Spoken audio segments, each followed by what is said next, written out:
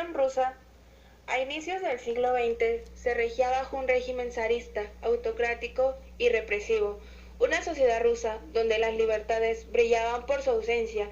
Era un país atrasado económicamente, socialmente y políticamente. Si bien Rusia había aumentado el número de fábricas, su industria continuaba siendo muy reducida, pues se trataba de una sociedad eminentemente rural.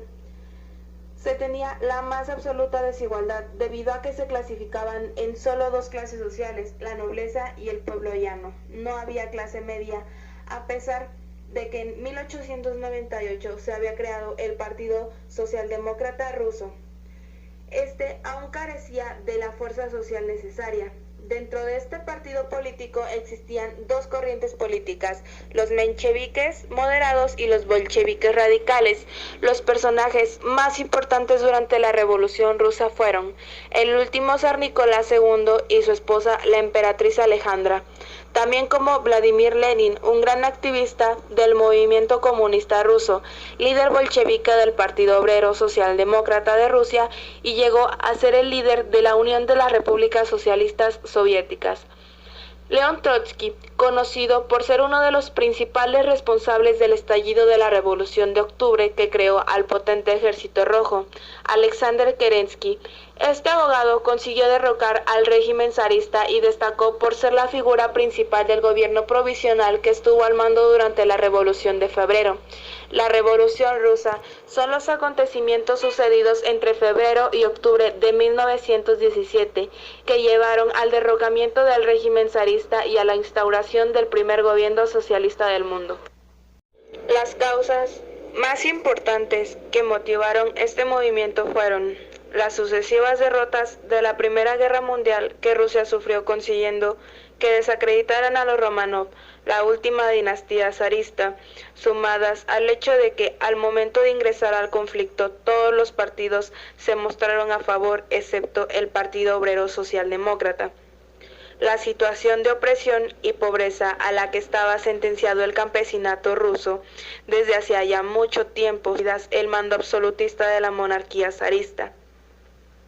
El fracaso en el intento por sostener el ritmo de producción ruso durante la guerra desató una crisis económica y social que se tradujo en hambruna, escasez y mercancías y colapso de las estructuras del Estado. Además, la llegada del invierno de 1917, uno de los más duros de esas épocas, dio las peores condiciones posibles para el pueblo ruso. Todas estas causas fueron el detonante para que estallara la Revolución Rusa, que comprende dos distintos momentos de este proceso histórico, ambos en el año de 1917. Primero, la Revolución de Febrero. Se inició con una huelga espontánea entre los trabajadores de las fábricas de Petrogrado, a los que rápidamente se les juntaron otros sectores. Cuando la policía ya se hizo insuficiente para contener las manifestaciones, el ejército asumió el rol represivo y asesinó a numerosos manifestantes, pero terminó eventualmente sumándose también a los insurrectos. Presionado por el Estado Mayor ante la sublevación de todos los regimientos de la guarnición de Petrogrado, el zar Nicolás II abdicó el 2 de marzo.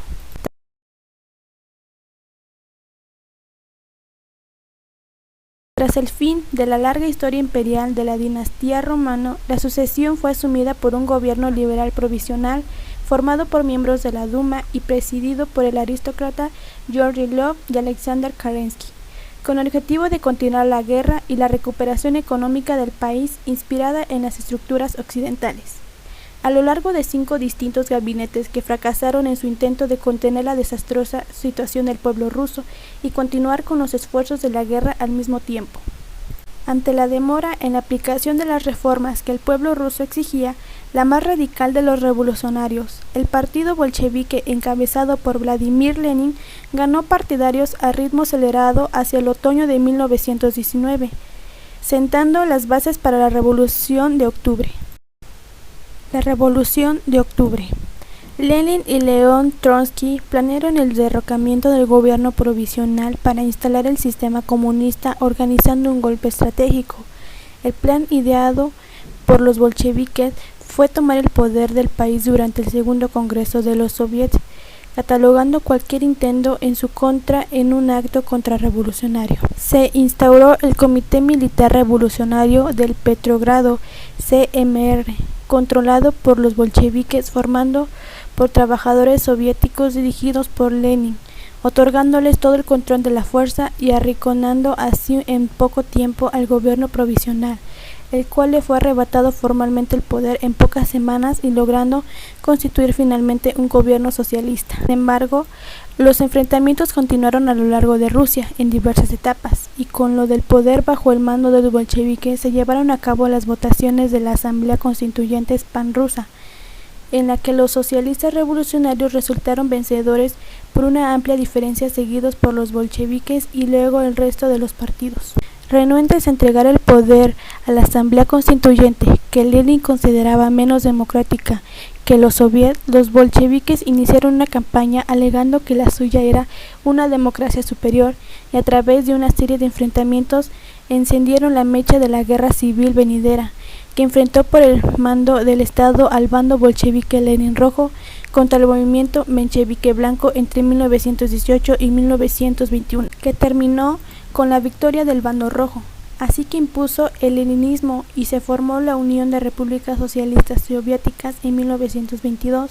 Después de la muerte de Lenin en 1924, Josip Stalin tomó su puesto y elevó a la Unión Soviética a la categoría de gran potencia política, económica, científica y militar del mundo.